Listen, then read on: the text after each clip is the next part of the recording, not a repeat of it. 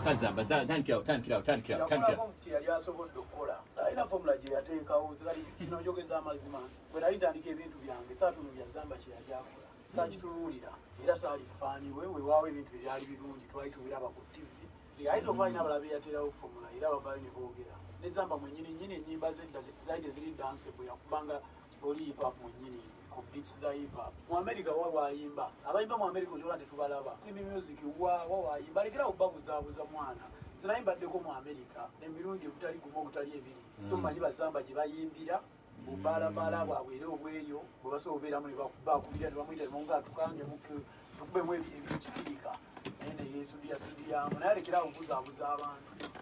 I don't want you to compare me to anybody. If you won't compare me to Kanye West, compare me to Jay-Z, compare me to Kendrick Lamar. Don't get like a sasiro.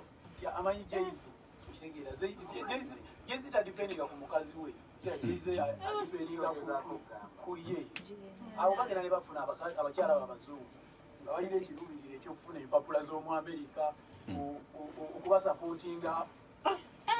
Olutalo lwatandikidde wa? Lindamu. I think Gravity waliwo yamubuuzizza. Gravity ali ku Genial. Yes. No, Gravity wateeka okubaawo w'okoma omwana. Bw'oba oyogera ku Genial Zamba oteeka okuba ng'olina respect. Kiringa okuvaayo nze ne manyira Chameleone mba musiru. Little Joe, respect. Kuba tumuyigiddeko bingi. Tebagikaka. Little Joe. Gwenirako Gravity azasobola kuzolya Genial. Nti Genial teyamu-inspiring. Is it a problem? Ani amu-inspiring oyo? Gwayagala. Ani gw'atayogera? Inspiration ebeera wamu. Ani wa hip-hop atagala Genial? Kube nabe yakola. Oyo ali mukomba mannyo naawe. Conversation ya Gravity. At one point he has a point. Which point? Now, the fact that GNL yamusooka mu bwa hip hop. According to you, inspiring. Kitegeza mbu amu-inspiring. Ani amu-inspiring nga gw'atayogera? Gravity yagambye ye bwe yajja mu hip hop. Yalaba Joroki Giant. Teyajja mbu GNL yamuleese. Ye yajja bibye. Okitegeera? Not everyone is supposed to. GNL yamusabyeko amwagale. N'agamba ate kati Gravity n'agamba ye byakoze mu hip hop. Binjo kusinga GNL byakoze eki byakoze. Here's a fact. This is right. Because GNL gone to cricket oval and field half. Was it half? No. Quarter center. Never ever. So, only na byakoze mu hip hop industry. No, honestly, now, everything else put aside, somebody has the right to say so and so inspired me or they did. Exactly. So, it's not a big deal. I don't know GNLC yatandika hip hop. Local giant. There is Local Giant. Even GNL. Local Giant yatandika hip hop. Also has a point when he says temumugeza kuba by Baliko jiwe balina okwogera ba Sentinel say. Listen. No. Now, when GNL says, kubanga omuntu sometimes you call for the attention. Bwogamba nti temungezageza ku muntu yenna. My friend, this world kabenga gwani kobeera America tu comparinga ku China nti kati ekutiisa. Oshegera. So mucho natagala comparison java. Ngaroza nti nze jemba tebankwatako tebangambako. Lero Jay-Z simukwano gwe. Lero kambagamba omuntu wano gwenda mu Uganda mba hip hop alinga agezako ku Genial. Is Jim Nora. That's your opinion. Jim Nora. As in, remix is able to no, why don't you get a music? No. What is the Gambia Pameko of a Pussy? Jim Nora. Jim music. No, a little more could it pay. I know. You are very funny, my brother. They will laugh now or will laugh later. No, not to laugh, but compare what I've said. Jim Nora. Music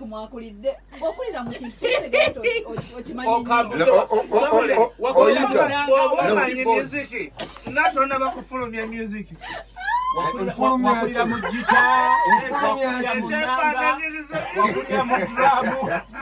naye nga genjogedde mazima Both guys. mu hip hop wa Bombi, Jim bali Nora right. You guys, Kankubulire, both in guys are Uganda, right. we need to learn nti that everybody has their opinion Yes. and we should respect And Oba everyone yaki. has got somebody not who every inspiring opinion you. bw'olina okurespectinga Little wa who inspires you musically? musically it is Ragadi.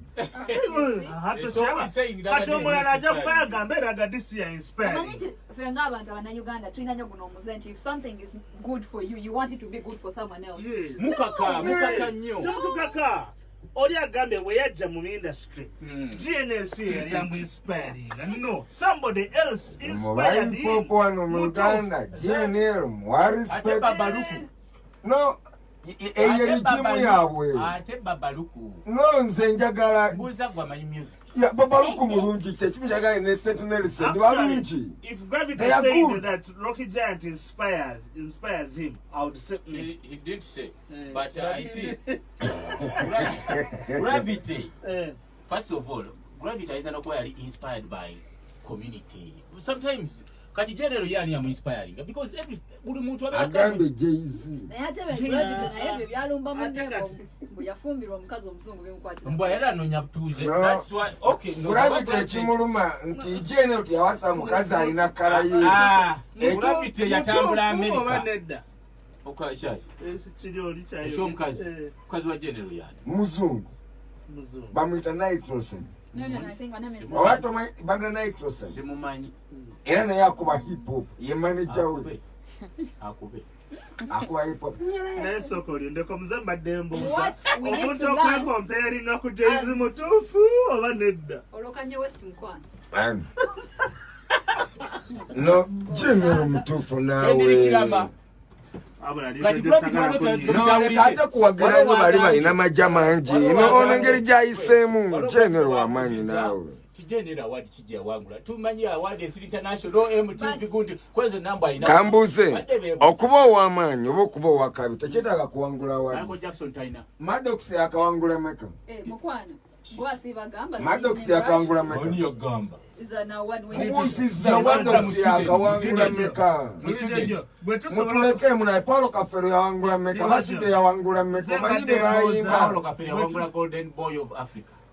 mu award ki Utamanyi music. Bandi Award, Uganda Bandi Award. Sikulimba. Little Joe, bwe tusobola okukomparinga kwani?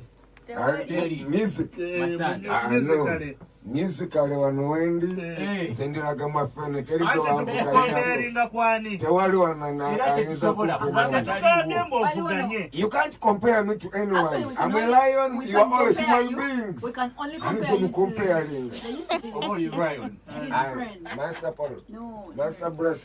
Rodake.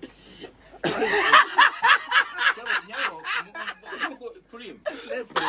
Otisipektinga Njagala nnyo. omanye nti Roda K. Yeka. Mwana kansirike kubanga. Kale kwe gatalina amawulire gasoke. Ate alina mawulire.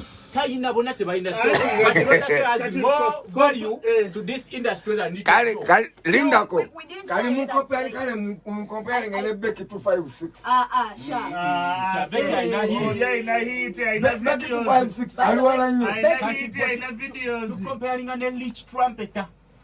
Yeah, Howard I know. Bella. Great. Becky 256 has real talent. Trumpet asema alina video. I tell you, Trump is a picture until your boyfriend was better. So that's how. Negative. Whose boyfriend are you?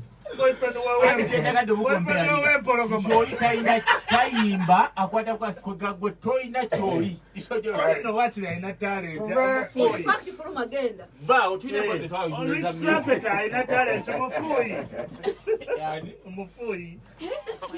Mufuyi wa mulere malayo sente. Mufuuyi wa Yeah, mulere. mufuyi wa mulere.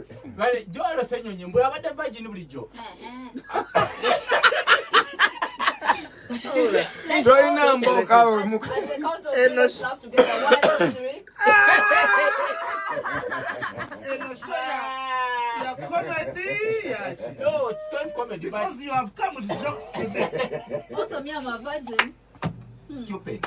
Hey. But you said Joel is a virgin. So why did I say I'm a virgin? If you are back in New York,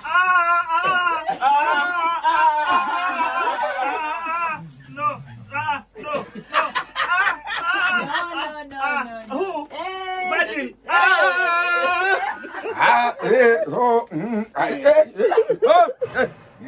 Mujoga. Banama mujoga. Nalabye gwedingi kati yakyusa ba friends because I ask sometimes. Bali ba friends zetu bakyali. Who used to be his friend? Shamagelo likes. Okay, kale mulondo namulabye. In Uganda, we have social media friendship and we have friendship in real life. So when you're getting married, it is your friends in real life. So there's a person of the one who was tied. That is what I don't know. The MP. I don't know which one you're talking about, but I don't know. The MP of Jinja. Was his friend? Zemba Demboza. Oh no, yali lawyer. Mu bulamu bwa pre mutugwawa. Wa friends. Our friend Those blocks. Aida kagambo kawandi kasikagala. Kaliwa. Blocks yani. Broski. Anti owuli. Tugwawa no. Mutaka no manya level yo. who's in blocks. Babu adeo. Hello, blocks yani. What is in blocks? Ali ku Twitter. Blocks bitegeza ki? Broski is like an urban way of saying brother. Kuli mulori dango kumpita bulazawo. Somebody ndeko. Ani bulaza. Ani blocks wale. Facebook.